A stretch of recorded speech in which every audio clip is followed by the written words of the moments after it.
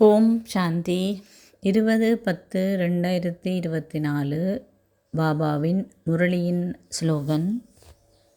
புதிய உலகின் விழிப்புணர்வுடன் சகல நற்குணங்களையும் வரவழைத்து விரைவாக முன்னேறுங்கள். புதிய உலகத்துக்கு செல்வதற்கு நமக்கு அனைத்து விதமான நற்பண்புகளும் தேவை. ஆர் அதிகளவு தூய்மையாக ஆகின்றார்களோ அவர்கள்தான் உயர்ந்த அந்தஸ்தை பெற முடியும். அதிகளவு தூய்மையாகுதல் என்றால் அனைத்து விதமான தீய குணங்களிலுமிருந்து தங்களை முழுமையாகவே விலக்கி விடுபட வைத்து நற்பண்புகளை வாழ்க்கையிலே கிரகித்திருப்பவர்கள்தான் முழுமையாகவே தூய்மையானவர்கள் என்று அழைக்கப்படுகின்றார்கள். ஆகவே தினமும் நான் அட்டவணை மாதிரி வைத்து என்னுடைய நடத்தை, செயல்பாடு, வாழ்க்கை முறை, வார்த்தைகள், பார்வை போன்றவற்றின் மூலம் எவ்வளவு தூய்மையை கிரகித்திருக்கிறேன், அதாவது எவ்வளவு தூரம் நற்பண்புகளை நான் வெளிப்படுத்துகின்றேன் என்பதனை சோதித்து பார்க்க வேண்டும். லக்ஷ்மி அனைத்து தெய்வீக குணங்களாலும் நிறைந்தவர் என்று அறியப்பட்டிருக்கின்றார். இதனால்தான் அவரை செல்வத்தின் தேவியாக நினைத்தவர்கள் வீட்டுக்குள்ளே லக்ஷ்மி வர வேண்டும் என்றும், லக்ஷ்மி ஏதாவது ஒரு சந்தோஷமான சூழல் என்றால் லக்ஷ்மிகரமான சூழல் என்றும் அழைக்கின்றார்கள். அதன் அர்த்தம் என்னவென்றால், ஒருவரிடத்திலே அதிகளவு நற்பண்புகளை கொண்டிருக்கும் பொழுது அவர் மகிழ்ச்சி நிறைந்தவராகவும் இருப்பார். அதாவது அதிகளவு தூய்மையை கொண்டிருக்கின்ற ஒருவர் மகிழ்ச்சிகரமாகவும் இருப்பார். அவருடைய முகம் லட்சுமிகரமானதாக அமைகின்றது. அகத்தின் அழகு முகத்திலே தெரியும் என்று சொல்வதற்கு ஏற்ப உள்ளார்ந்தமான அமைதி, உள்ளார்ந்தமான குதூகலம், உள்ளார்ந்தமான நிசப்தம், உள்ளார்ந்தமான திருப்தி, மனநிறைவு என்று சொல்வார்கள். இப்படியான நற்பண்புகளை ஒருவர் கொண்டிருக்கும் பொழுது நிறைகுடம் தளம்பாது என்று சொல்லப்படுகிறது. அவை எப்பொழுதுமே அவர் சந்தோஷமாகவும் திருப்தியாகவும் இருப்பதனை நாம் வெளிப்புறமாகவும் காணலாம்.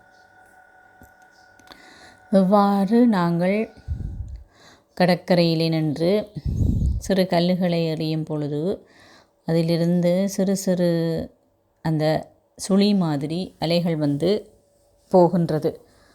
ஆனால் ஆழமான கல்லை நாம் போட்டோம் என்றால் அல்லது பாரமான கல்லை நாம் போட்டோம் என்றால் அது கடலுக்கு அடியிலே புதைந்து விடுகிறது.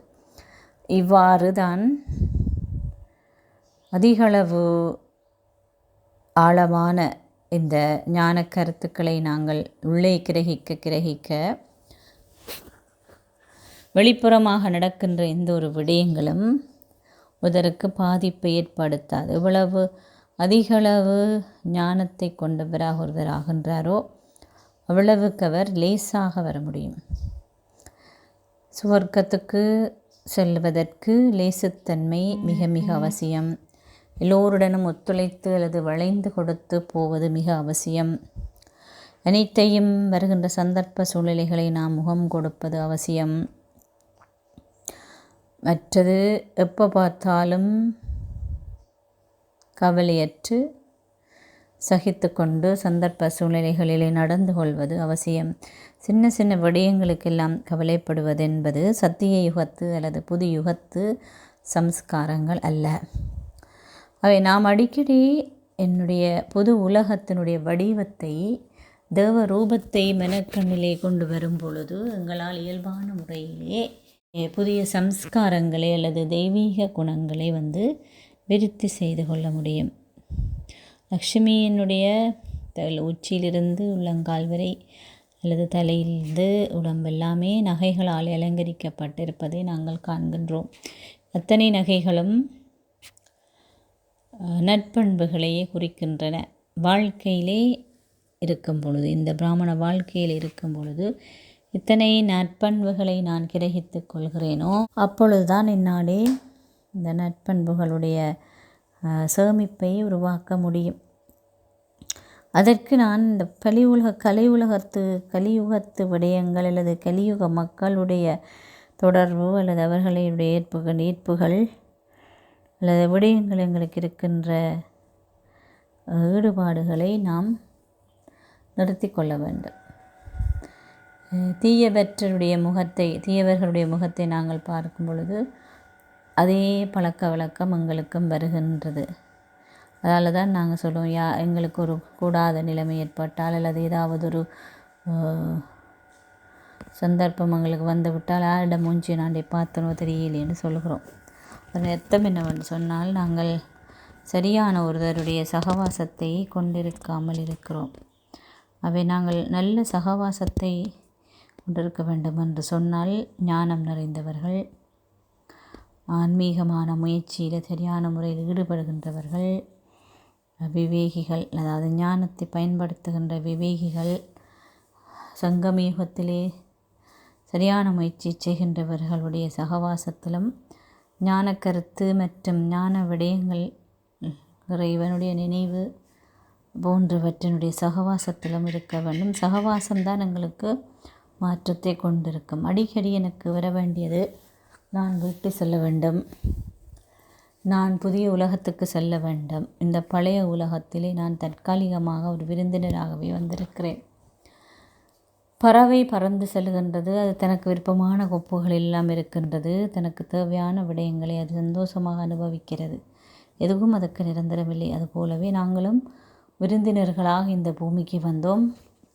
எங்களுடைய வாழ்க்கை காலம் அல்லது அதற்குரிய காலம் முடிந்ததும் மீண்டும் நாங்கள் போகவே வேண்டும். இது நிச்சயிக்கப்பட்டிருக்கின்ற ஒரு விடயம். அவை நான் ஒரு பறவைக்கு சமனான ஒரு விருந்தினர் என்ற உணர்வு எனக்கு இருக்கும் பொழுது, பழைய உலகத்தில் இருக்கின்ற எதுவும் எனக்கு சொந்தமில்லை என்ற உணர்வை என்னால் ஏற்படுத்தி கொள்ள முடியும். இதை நான் அடிக்கடி என்னுடைய புத்தியிலே கொண்டிருக்க வேண்டும், பயிற்சி செய்ய வேண்டும். நான் ஒரு விருந்தினர், எனக்கு இதில் எதுவுமே சொந்தமில்லை.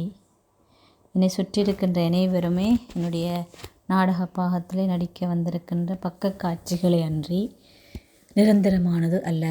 இது என்றைக்குமே அழியக்கூடியது, நிலையற்றது என்று நாங்கள் பயிற்சி செய்ய வேண்டும்.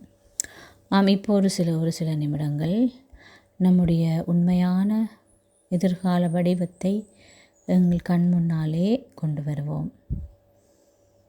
நான் அழகான பட்டாடை உடுத்திய ஜொலிக்கும் ஆடை அணிந்த லக்ஷ்மியின் வடிவத்திலே இருக்கின்றேன். ஆடைகள் எல்லாம் மிகவும் லேசாக இருக்கின்றன, எந்த விதமான சுமையும் இல்லை. அழகழகான தங்க ஆபரணங்களால் நான் அலங்கரிக்கப்பட்டிருந்தாலும் அவற்றை அணிந்திருக்கும் உணர்வு கூட எனக்கு இல்லை. எங்கு பார்த்தாலும் இயற்கை அழகு நிறைந்து வழிகின்றது. பறவைகளினதும் மிருகங்களினதும் ஒலிகளும் என்னுடைய காதிலே வந்து செத்து கொண்டிருக்கின்றது. அருவி வழிந்தோடுகின்ற இனிய ஓசை எனக்கு கேட்கின்றது. நறுமணங்கள் மலர்களிலிருந்து எனக்கு வாசனை கொடுத்து கொண்டிருக்கின்றது.